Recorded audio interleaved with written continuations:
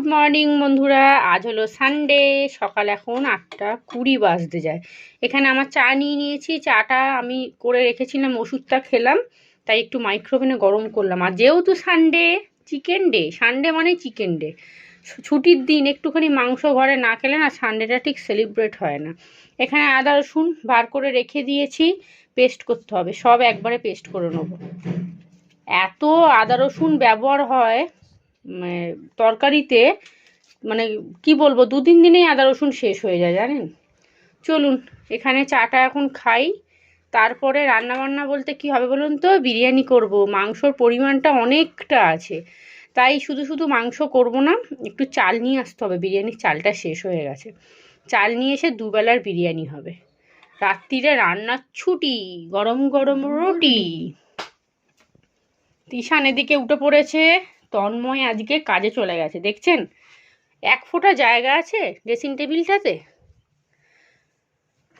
Good morning বন্ধুরা, কেমন আছেন আপনারা? সবাই নিশ্চয়ই ভালো আছেন, আমিও ভালো আছি। আজ হলো সানডে, সকাল এখন 8:30 বাজে। চা নিয়ে চলে এসেছি। ঘরের অবস্থা খুব খারাপ, এই যে দেখছেন মাথার ওপরে মোজা ঝুলছে। কালকে ওই যে বললাম না স্কুল ড্রেস কেচেছিলাম, মোজাটার উপরে দু তিনটে জামা কাপড় ছিল, তো ভাবলাম একটু মিলেই দিই। আজকে একটু কাচাকুচি করতে হবে। তন্ময়ের একটা প্যান্ট একটা গেঞ্জি দিয়ে গেছে, আর একটা চাদর পরে আছে সাদা রঙের, ওটা না নষ্ট হয়ে যাবে। বেশ করে কসকসে করে গরম জল করে ওর মধ্যে ভিজিয়ে দেবো। আর আজকে বললাম তো বিরিয়ানি রান্না হবে, তো বিরিয়ানির চালটা ভিজিয়ে রাখবো, মাংসটাও মাখিয়ে রাখবো। চালটা আনতে হবে, তিশান একটু পরে দোকান বেরোবে, একটু বাজার করে নিয়ে এসে আমাকে দেবে। আর যেহেতু আজকে বিরিয়ানি হবে না, সেহেতু সকাল সকাল উঠিনি আমি। না অ্যালার্ম দিয়েছিলাম 6টার সময় উঠবো বলে, তো তারপরে না আমি অ্যালার্মটা বাদ যাই, ভাবলাম কি যে আজকে তো বিরিয়ানি করব, আর বিরিয়ানি তো গরম গরম করতে হবে, মাখিয়ে রাখতে হবে। আর ঘর ঝাঁট দেওয়া মোছা কতক্ষণ আর লাগবে, ওই একটু কাঁচা আছে, তো ওই জন্যই ভাবলাম তাহলে শুয়েই পড়ি, বরঞ্চ 8টার দিক করে উঠবো। ওই যে শুয়েছি একদম 7:30, 7:40 বাজে। তন্ময় আমাকে ডাকছে, ওর ফোনেও তো অ্যালার্ম বাজছে, ওর আজকে 8টায় ডিউটি বেরোবার কথা, কালকেই বলে রেখেছে। বলছে কি গো তুমি ওঠো, আমাকে একটু চা করে দাও, আমার দেরি হয়ে যাবে। তো ঝটপট করে উঠে আগে চাটা বসিয়ে দিয়েছি। আর আমি চাটা বসালাম তাড়াহুড়ো করে, উনি গিয়ে বাথরুমে বসে আছে। আমি বলছি এই তো আমাকে বললে চা খেয়ে যেতে পারবো না, তুমি এত দেরি করে উঠলে, আর এখন তুমি বাথরুমে গিয়ে বসে আছো। এই তো হচ্ছে হিসাব, তুমি করলে তখন ঠিক, আর আমি করলেই তখন সব ভুল। চলুন এখন চাটা খাই, খেয়ে ভিডিওর একটু কাজ আছে, প্রতিদিন চেষ্টা করি একটা করে মিনি ব্লগ দেওয়ার, কিন্তু দিয়ে উঠতে পারি না। বিছানাপত্র সব পড়ে আছে, ড্রেসিং টেবিলটার অবস্থা দেখুন। আর বালিশগুলো না নিচে নামিয়ে রাখি জানেন তো, নাহলে না ওই বিছানায় শোয়া যায় না। এমনি তো তন্ময় এত জায়গা নিয়ে শোবে, তার মধ্যে ওই বালিশগুলো থাকলে আমরা বোধহয় তলায় দুম করে পড়ে যাব।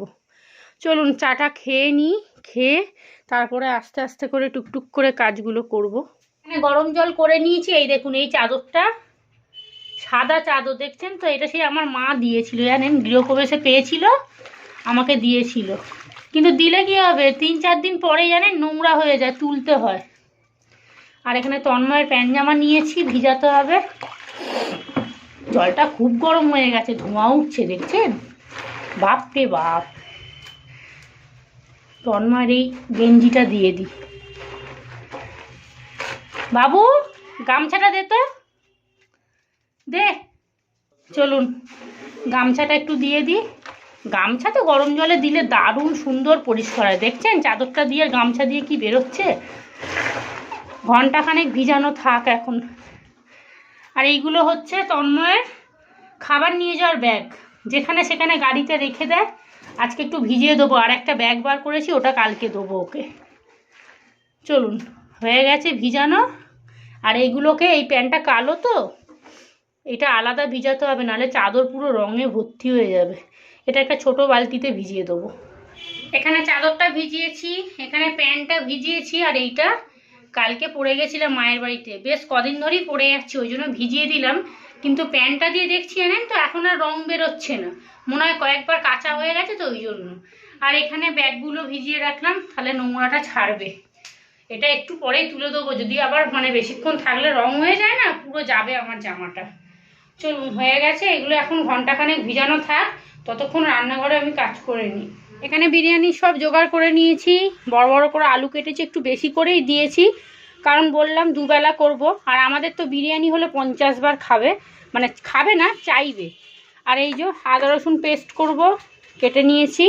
আর বিরিয়ানিতে একটু, বাবা এবার খুলতে পারছি না রে, খুলবো, এই যে খুলেছি। বিরিয়ানিতে পেঁয়াজটা আজকে একটু পেস্ট করে দেবো, ওই জন্য এখানে পেঁয়াজ কুচিয়ে নিয়েছি।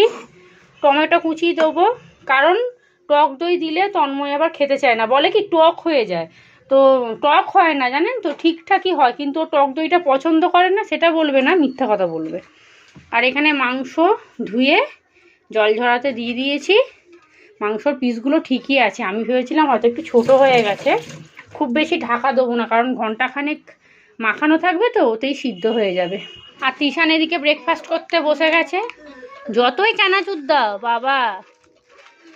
বাবা ছেলে চানাচুর খাবে গাদাখানেক নিয়ে, চানাচুর মুড়ি খাচ্ছে, আর কিছু নেই।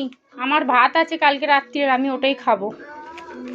আর এই যে টিভি চালিয়ে দিয়েছে, আপনাদের সাথে কথা বলবো কি, যখনই তন্ময় থাকবে জোরে জোরে টিভি চালাবে, নয় ফোন দেখবে। আর এ তো আছেই সারাদিন, কালকে থেকে স্কুল পড়া শুরু, ব্যস্ত। সন্ধ্যাবেলা দেখবো, রাত্রিরে দেখবো, কত দেখবো। এখানে পেঁয়াজটা পেস্ট করে নিলাম, একটুও জল দিইনি, দেখুন পেঁয়াজ দিয়ে কত জল বেরিয়েছে। আর এখন মিক্সিটা জানেন তো খুব সুন্দর মানে পেস্ট হচ্ছে, দুবার ঘোরালেই হয়ে যাচ্ছে।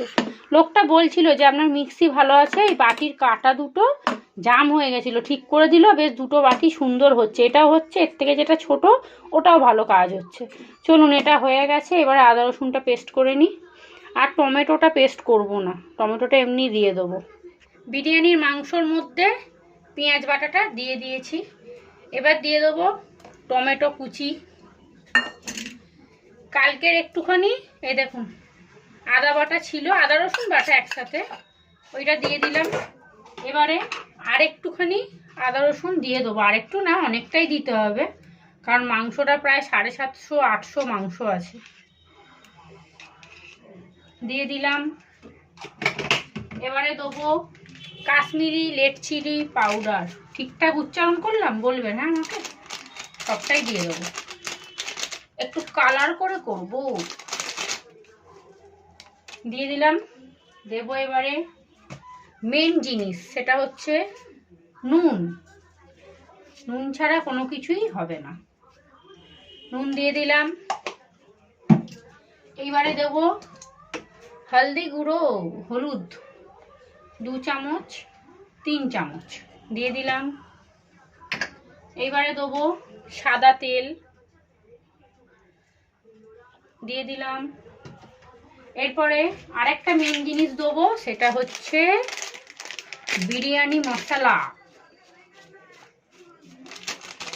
এটা আগের প্যাকেট একটু ছিল, আজকে আবার একটা নিয়ে আসা হয়েছে, দিয়ে দিলাম। আর কিছু বাকি আছে কি? আর কিচ্ছু বাকি নেই। এবারে এটা সুন্দর করে মাখিয়ে নেব। চলুন, এটা ঘন্টাখানেক এখন মাখানো থাকবে, ততক্ষণ আমার পেট পুজো করতে হবে, বুঝলেন? খিদা পেয়ে গেছে। সকালবেলা 2খানা মিনি ব্লগ রেডি করলাম,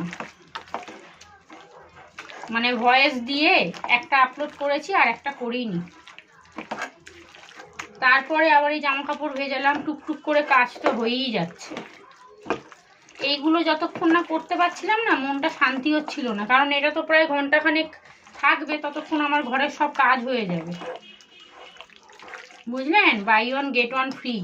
এটাও সুন্দর মাখানো থাকবে, আর ওদিকে আমার সংসারের কাজগুলো হয়ে যাবে।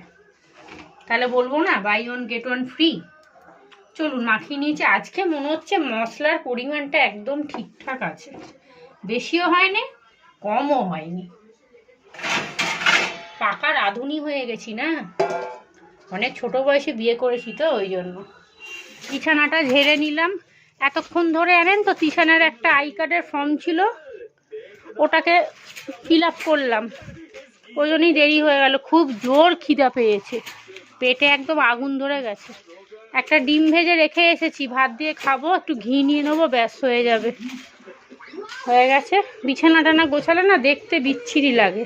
এখানে একটা ডিম, এই দেখুন, এই রকম ডিম না ভাজা খেতে আমার খুব ভালো লাগে। এটাকে কি বলে যেন, পোচ বলে না? পোচই তো বলে। আর এইখানে এই যে ভাত কালকে রাত্রিরের গরম করে নেব, একটু ঘি নিয়ে নেব, আর এই যে ডিম ভাজা দিয়ে হয়ে যাবে। আর এইটার মধ্যে না আলুগুলো ভেজে নেবো, এটা ঢাকা দিয়ে রেখে দেবো। চলুন খেয়ে নিই, কতগুলো বাসন পড়েছে মাজতে হবে।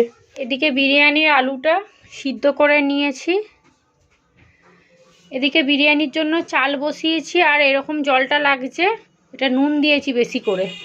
চালটা ধুয়ে নিয়েছি ভালো করে, আর এদিকে ঘরটাও ঝাঁট দিয়ে দিয়েছি, এখানে জল নিয়ে নিয়েছি, ঘর মুছবো, সব গুলিয়ে যাচ্ছে, ঘর মুছবো। এখন প্রায় বাজতে যায় 11টা 10। এই ঘরটা মোছা হয়েই এসছে, এবার ওই ঘরটা মুছবো। ভাতটা খেয়েছি জানেন, হাঁপিয়ে যাচ্ছি, যেন সে হাঁপানি রুগী হয়ে গেছি।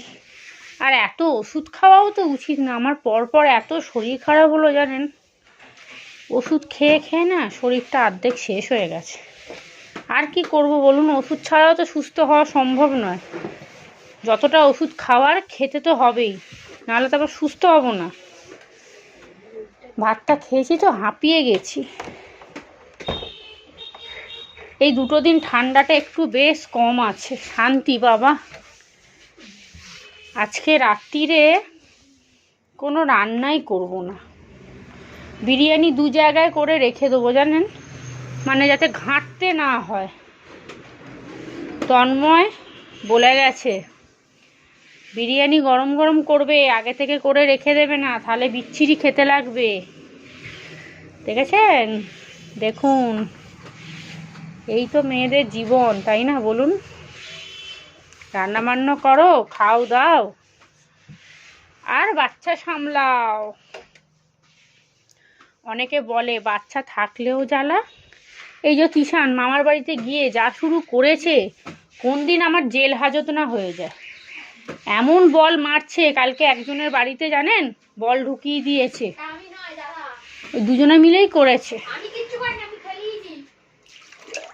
আর এই তাকটাকে তন্ময় সরাতে বলেছে, ওর নাকি যাতায়াতে নাকি পায়ে লাগছে। ও দিব্যি আসতে যাচ্ছে জানেন তো, হয়তো কোনো কারণে তাড়াহুড়ো করতে গিয়ে একটু পায়ে লেগেছে। এই তাকটাকে সরাবে, আগে হুক করে ওপরে তুলবে, এখানে রাখবে না, এখানে সিলিন্ডারটাই রাখবে। সিলিন্ডারটা রাখলে নাকি এখানটা ফাঁকা হয়ে যায়। আমরা রোগা সোগা মানুষ টুক করে চলে যাই, আর ও কি বলুন তো চেহারা ভারী তো, ও কি তাড়াহুড়ো করে হাঁটা চলা করবে। সিলিন্ডারটা ওখানে দেখছেন ওই যে পিছনে, ওটাকে আবার এখানেই আনতে হবে। এই জিনিসগুলো সরাতে কষ্ট লাগে না বলুন তো? আগে রবিবারে একদমই কাজ থাকতো না, এখন দেখি প্রত্যেকটা রবিবারে কাজ থাকে। আজকে ওদেরকে নিয়ে বিয়েবাড়ি যাবে, ওদের বিয়েবাড়ি আছে, যাবে বললো, কখন ফিরবে কোনো ঠিক নেই, তবে মনে হচ্ছে দুপুরে চলে আসতে পারে। বললো আর কি, বললো দুপুরে আসতে পারি। বিরিয়ানির ভাতটা হয়ে গেছে, আর এখানে একটু চা বসিয়েছি। তন্ময় চলে এসেছে, ওকে একটু চা দেবো, তার সাথে খাবে ডিম সেদ্ধ। ডিম সেদ্ধ চা একসাথে কারা খায় আমাকে কমেন্টে জানাবেন। আর এখানে বাসন মাজবো, ভাবছি বিরিয়ানির জন্য মাংসটা রেডি করে রেখে যাব, নাহলে না দেরি হয়ে যাবে।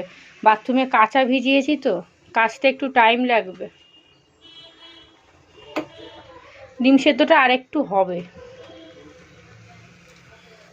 ভাতটা তাড়াতাড়ি নামিয়ে নিলাম, কারণ ভাত যদি বেশি নরম হয়ে যায় তাহলে আর বিরিয়ানি খেতে হবে না, মাংস ভাতই হয়ে যাবে। এদিকে চা হয়ে গেছে, ফ্রাই প্যানটা বসিয়ে দিয়েছি, আলুটা ভেজে নেবো, নিয়ে মাংসটা বসিয়ে দেবো, টুকটুক করে মাংসটা হোক। চায়ের কালারটা দেখেছেন, একদম এক দেখায় মেয়ে পছন্দ। এখানে একটা বারমন বিস্কুটের প্যাকেট নিয়ে এসছে, এখান থেকে আমি 2টো নেবো, তিশান 2টো খেয়ে নিয়েছে। এই দিয়ে চা খাবে, ওই জন্যই চাটা করতে বললো, বাচ্চাদের মতো স্বভাব। এখানে আলুগুলো লাল লাল করে ভেজে নিয়েছি, আর্ধেক আর্ধেক করে ভাজলাম, নাহলে সব একসাথে দিলে না একদম ঘেঁটে হয়ে যাবে।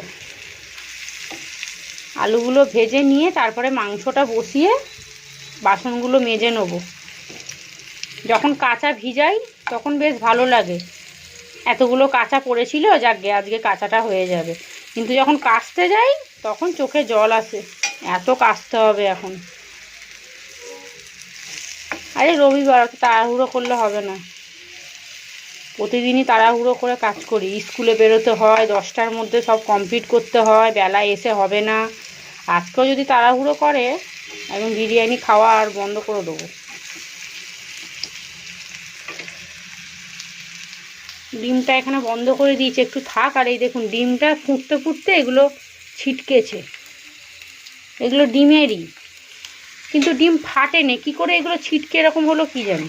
ফোনে কাঠগোলায় আপনারা বলেন না যে দিদি তুমি মুখে কথা বলবে ভালো লাগে, কাঠগোলায় সারাদিন ঠোকে, সারাদিন নয় ডিল চালাচ্ছে, নয় ঠুকছে, নয় হাতুড়ি পেটাচ্ছে। ওই জন্যই তো ভয়েস দিতে হয়। বাইরের লোক জ্বালায়, শুধু ঘরের লোকও জ্বালায়। তন্ময় থাকলে ফোনটাকে জোরে জোরে চালাবে। ব্যাস হয়ে গেল। প্রেশারটা একটু ধুয়ে রেখে দিই, শুধু আলু সেদ্ধ করেছি তো,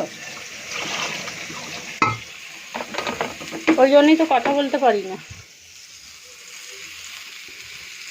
চলুন এগুলো ভাজা হয়ে গেলে, আলুগুলো একদম ঠিকঠাক সিদ্ধ হয়েছে, একদম গলেও নেই, আবার সিদ্ধও হয়েছে, আবার গোটাও আছে। এদিকে দুধে ভেজানো কেশর, না কেশর নয়, ভুল বলে দিলাম, দুধে ভেজানো ফুড কালার। কেশরের অনেক দাম, আমি কিনি না।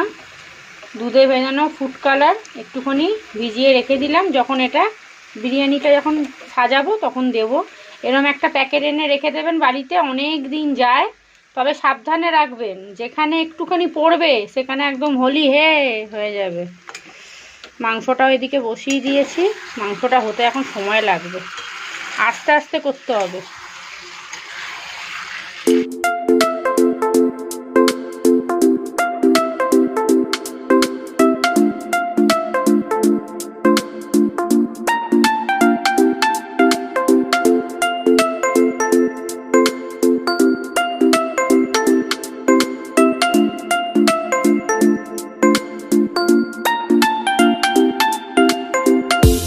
কাচাকুচি আজকের মতো সমাপ্ত। ওই বলটা একবার টিভিতে লাগুক, ফেলে দেবো, দেখবি কিরকম।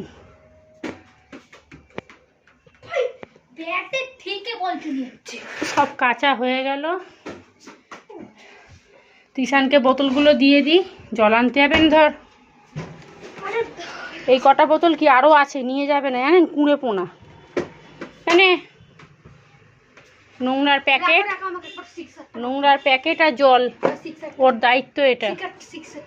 সিক্সারটা দেখুন আপনারা বন্ধুরা। হ্যাঁ হ্যাঁ, আমার ছেলে সৌরভ গাঙ্গুলি বললে হবে। এদিকে মাংসটা হয়ে গেছে, আলুও ভেজে নিয়েছি। এবারে বিরিয়ানিটা সাজিয়ে নিই। যা বাসন ছিল সব মাজা হয়ে গেছে, রান্নাঘরটা পরিষ্কার করব। আগে রান্নাঘর পরিষ্কার করে তারপরে বিরিয়ানিটা সাজাবো।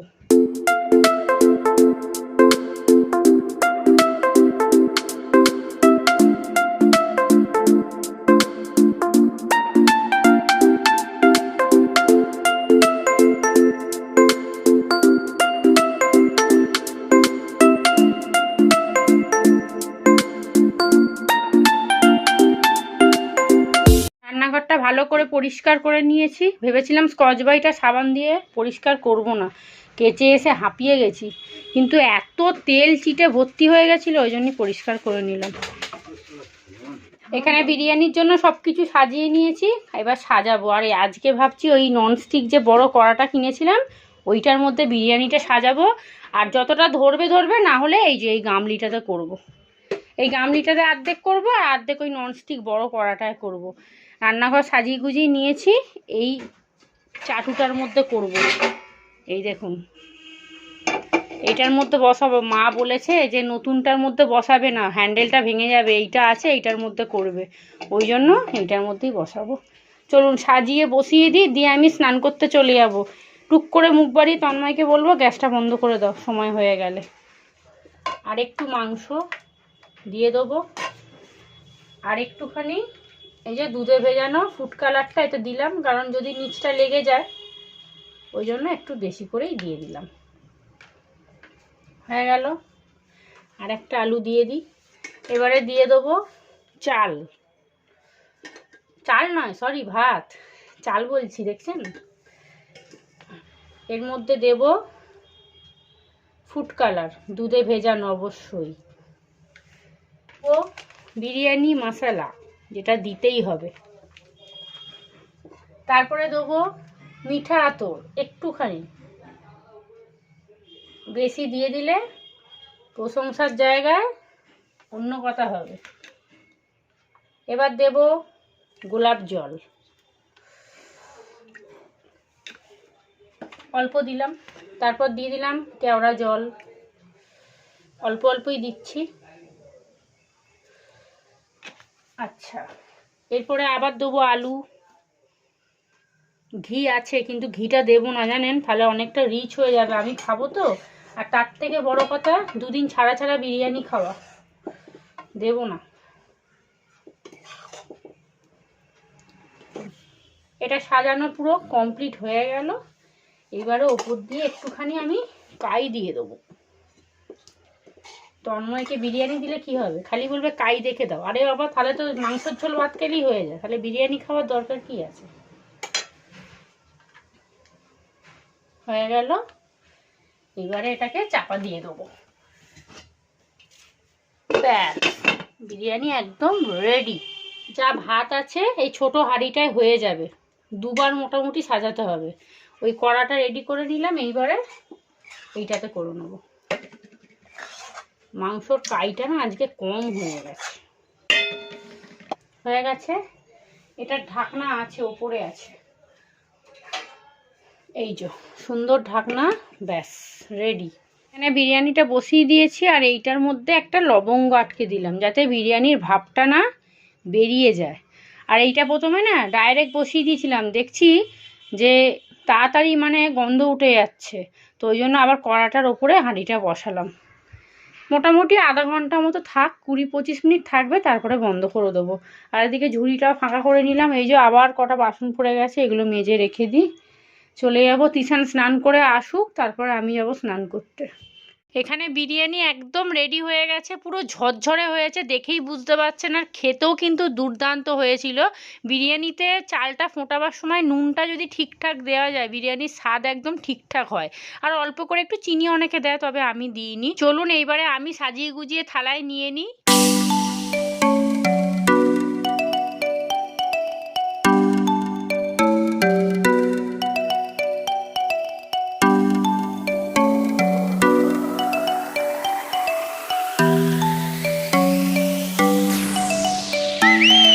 এখানে সানডে স্পেশাল চিকেন বিরিয়ানি একদম রেডি করে নিয়েছি। আর বিরিয়ানির সাথে একটু পেঁয়াজ আর কাঁচা লঙ্কা না হলে ঠিক জমে না।